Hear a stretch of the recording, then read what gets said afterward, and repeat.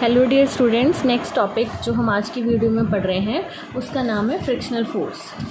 ठीक है, तो let's start with this topic friction. ये बच्चे मैं आपको यूनिट जो पढ़ा रही हूँ उसका नाम है laws of motion. Laws of motion जो है वो 3rd यूनिट है और friction is a chapter 3B। Fine. तो फ्रिक्शन का बेसिक कंसेप्ट क्या है कि बिल्कुल हम बिगनिंग से स्टार्ट करते हैं। सपोज़ करते हैं कोई एक बॉडी है जिसका मास m है और उसका वेट ग्रेविटी की वजह से वर्टिकली डाउनवर्ड लग रहा है, W=mg, और हर एक्शन के पीछे एक अपोजिट रिएक्शन है तो उसे नॉर्मल रिएक्शन मिल रही है r। So this r is balanced bye mg। These vertical components are equal and opposite, they are cancelled with each other. Now suppose external force F is applied on this body.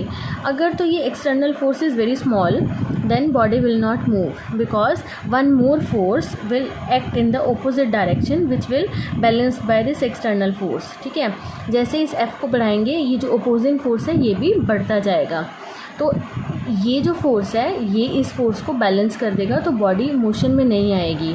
तो ये जो opposing force है जो contact में लग रहा है, horizontal surface के पैरेलल लग रहा है, तो ये जो फोर्स है इसे हम बोलते हैं फ्रिक्शनल फोर्स। तो this frictional force is a self adjusting force. ये अपने आप को अप्लाइड फोर्स के साथ एडजस्ट कर लेगा। अगर अप्लाइड फोर्स नहीं है तो ये फ्रिक्शन फोर्स भी नहीं लगेगा। तो फर्स्ट मैंने आपको क्या बताया, friction is an opposing force which comes into play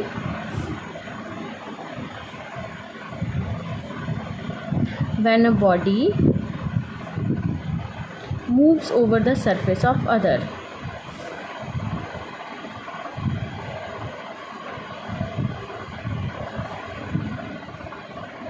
So this is the definition of friction force.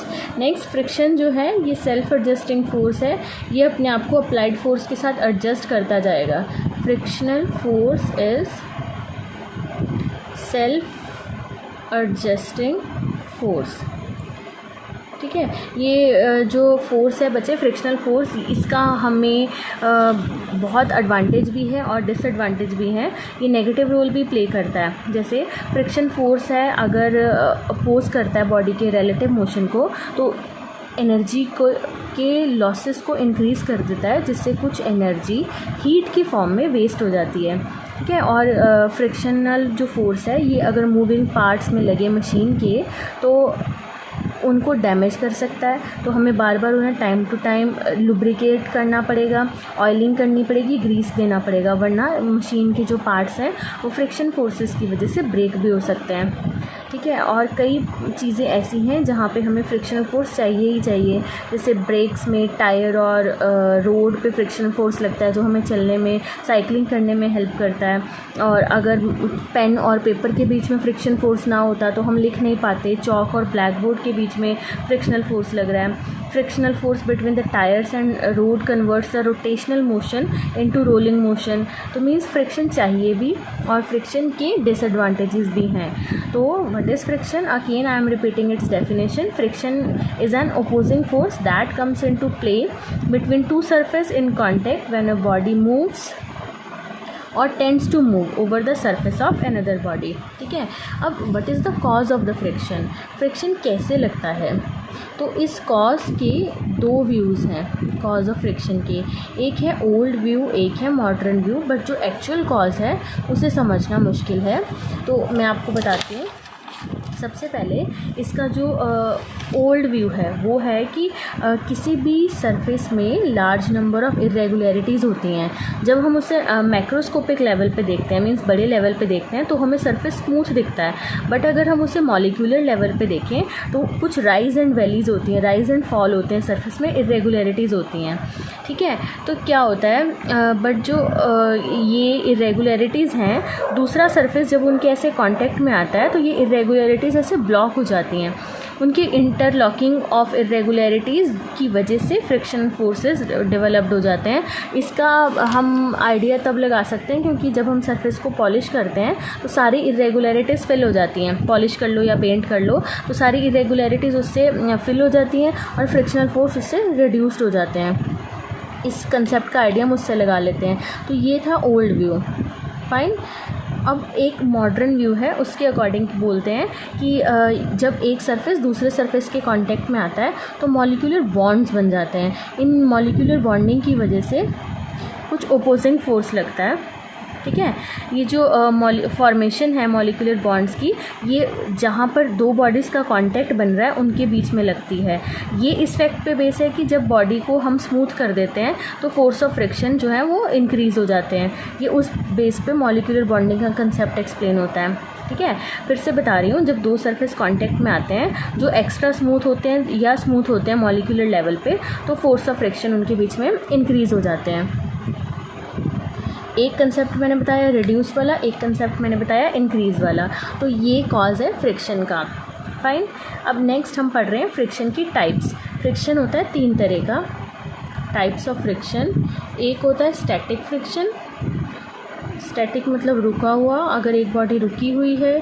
Next is limiting friction, limiting friction. And third is kinetic friction, kinetic friction. तो सबसे पहले static friction क्या होता है हम वो पढ़ेंगे। Static friction, ठीक है। ये friction, this type of friction comes into play, मतलब ये एग्जिस्ट कब करेगा, when a body is at rest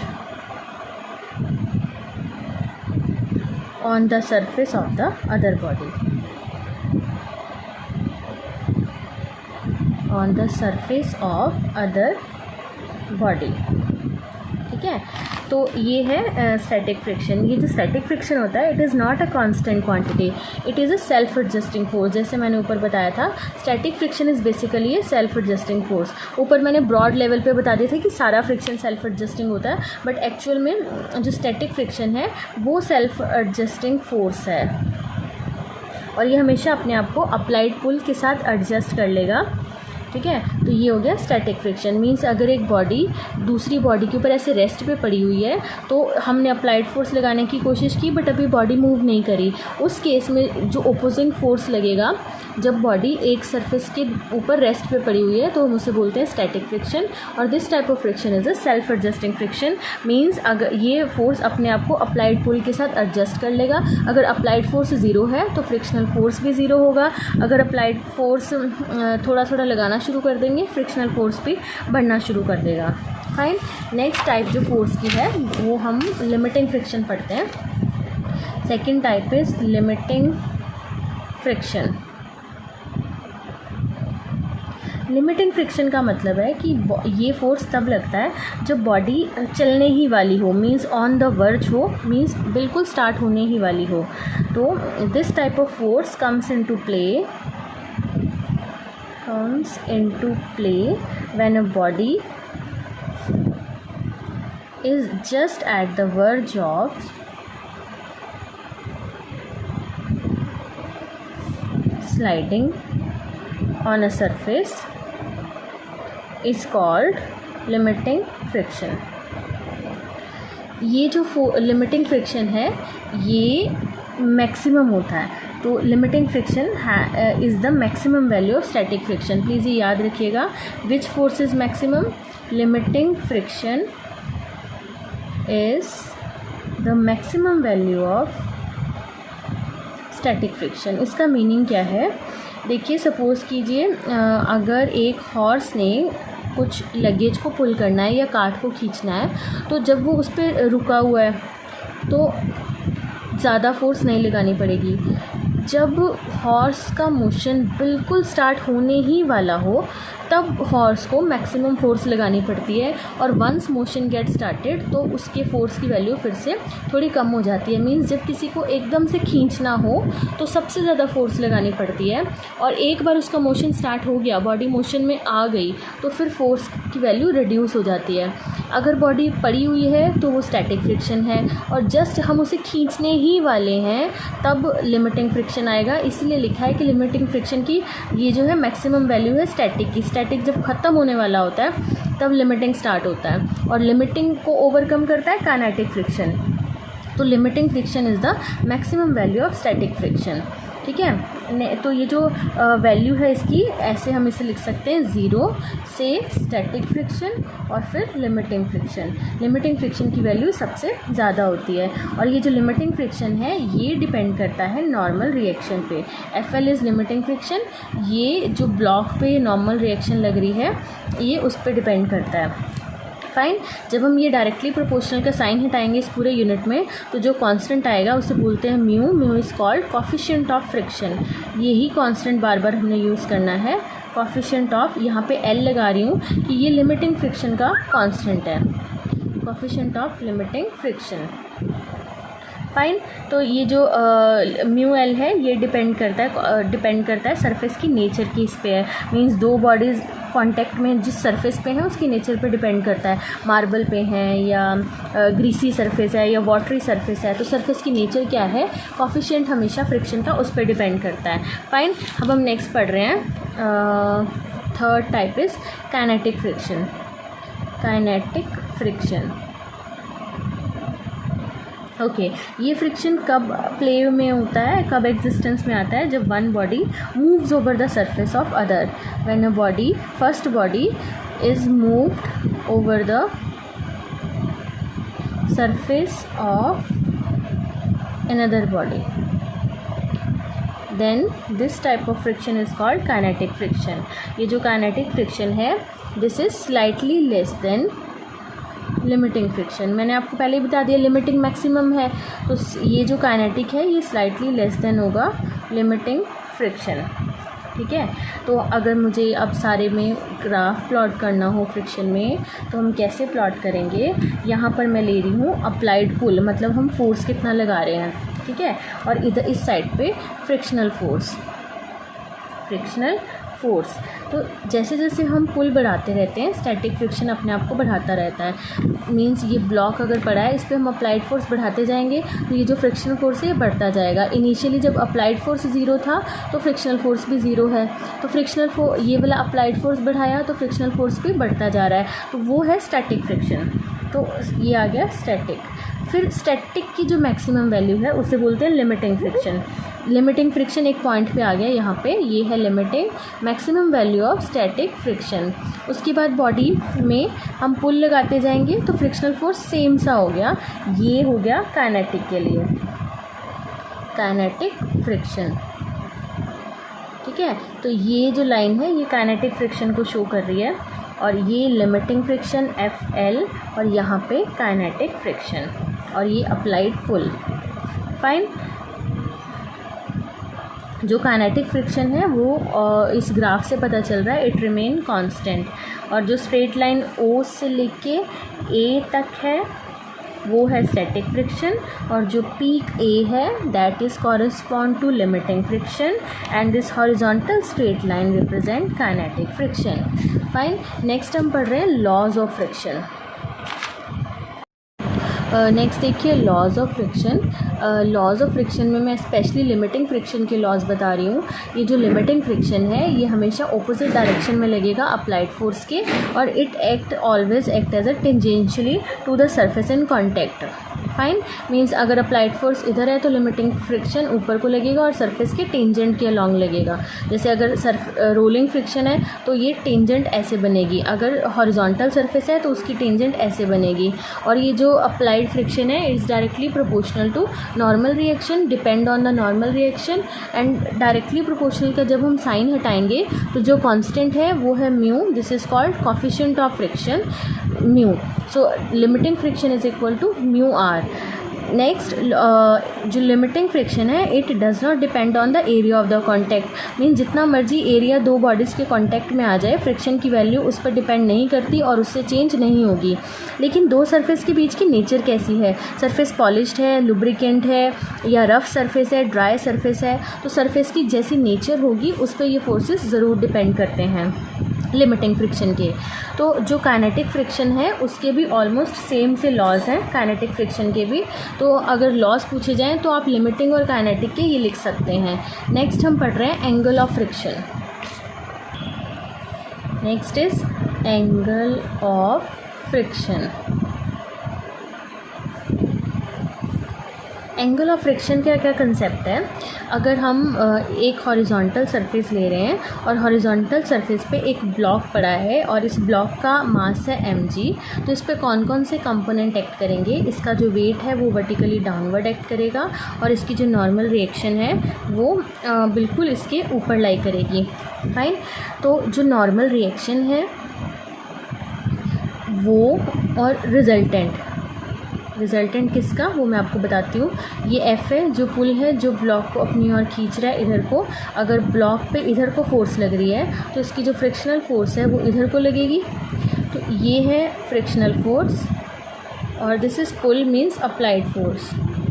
ठीक है। तो अब क्या करते हैं, जब हम ये फ्रिक्शनल फोर्स को और इस रिज़ल्टेंट को, इन दोनों का मीन्स एक रिज़ल्टेंट ले लेते हैं।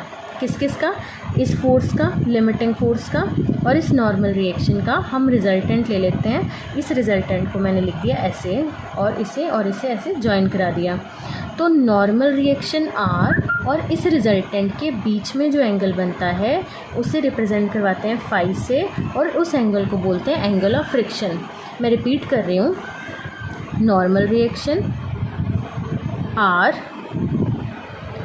और ये है रिज़ल्टेंट। किस किस का रिज़ल्टेंट है, नॉर्मल रिएक्शन का और फ्रिक्शनल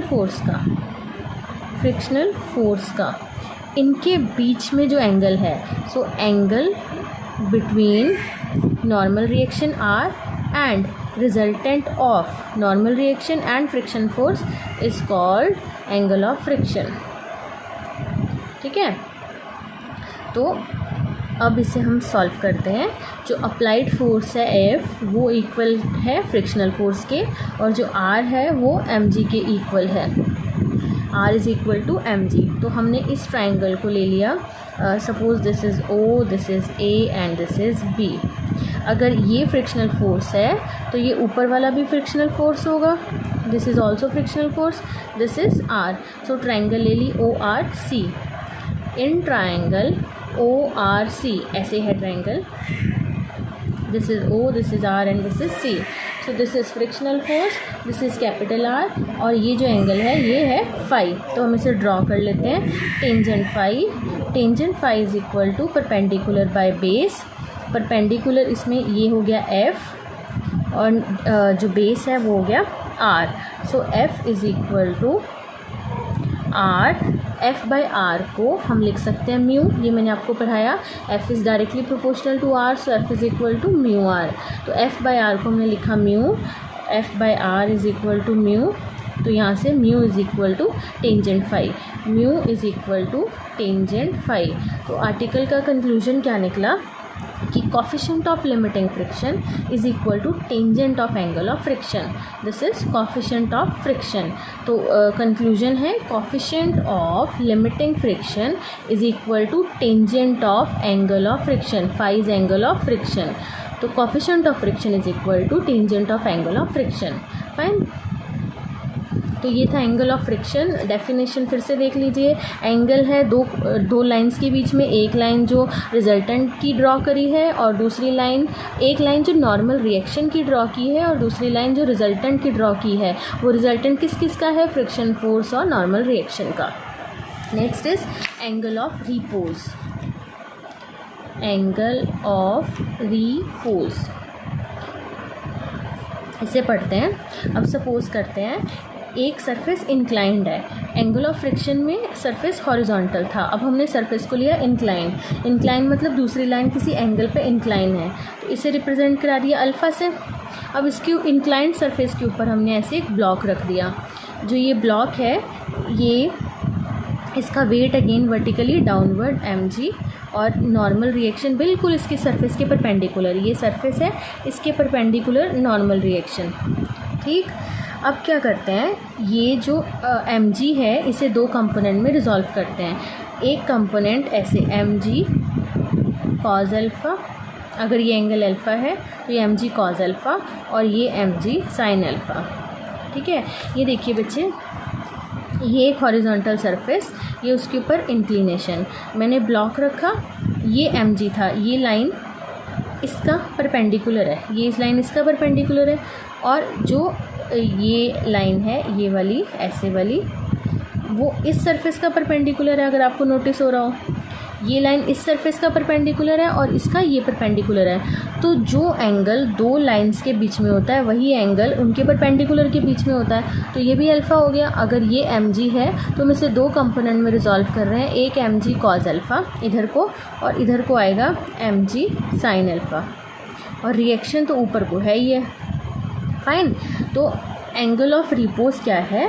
ये जो एंगल है angle of repose alpha is the angle किस किस के बीच में है? Angle of the inclined plane, angle of the inclined plane for which a body placed. Means ये इंक्लाइंड प्लेन इनके बीच के एंगल को बोलते हैं angle of repose. Is the angle of the inclined plane for which a body is placed on it is just tending to slide down. समझ गए? Means inclined plane के बीच के एंगल को बोलते हैं angle of repose. Just body placed on it is just at the verge of slide down. अब इस पे कौन कौन से कंपोनेंट लग रहे हैं? Number 1 weight is equal to M G that is acting vertically downward. ये मैं आपको सारा समझा चुकी हूँ। नॉर्मल रिएक्शन जो है वो लग रही है अपवर्ड। फोर्स ऑफ फ्रिक्शन जो है वो लग रही है, अगर अप्लाइड फोर्स इधर है जो एम जी साइन अल्फ़ा उसे नीचे को लेके जा रहा है तो फ्रिक्शनल फोर्स लगेगी अपोजिट डायरेक्शन में। तो फ्रिक्शनल फोर्स एक्टिंग अप ऊपर को लग रही है, acting up the inclined plane. इसे अब सॉल्व करते हैं। देखिए ये जो कंपोनेंट है एफ़, ये एम जी साइन अल्फ़ा के इक्वल होगा क्योंकि ये हॉरिजॉन्टल कंपोनेंट है। तो हमने हॉरिजॉन्टल कंपोनेंट इक्वेट किए, F is equal to M G sine alpha, F is equal to M G sine alpha and this normal reaction R is equal to mg cos alpha.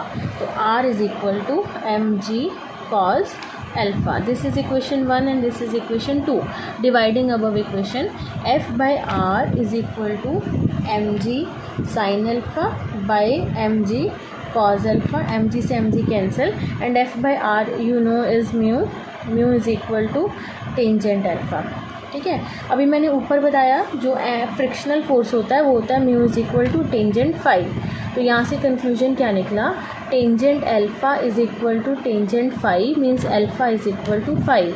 Angle of friction is equal to angle of repose means दोनों angle आपस में same है। अगर horizontal surface जो angle बना रहा है means ये वाला एंगल इंक्लाइंड प्लेन वाले एंगल के इक्वल है। ठीक है। तो बाकी हम पढ़ते हैं नेक्स्ट लेक्चर में, उसमें हम पढ़ेंगे कि बॉडी जब इंक्लाइंड सरफेस पे ऊपर जाती है तब उसकी एक्सेलरेशन कितनी होती है और जब नीचे आती है तब एक्सेलरेशन कितनी होती है। Thank you.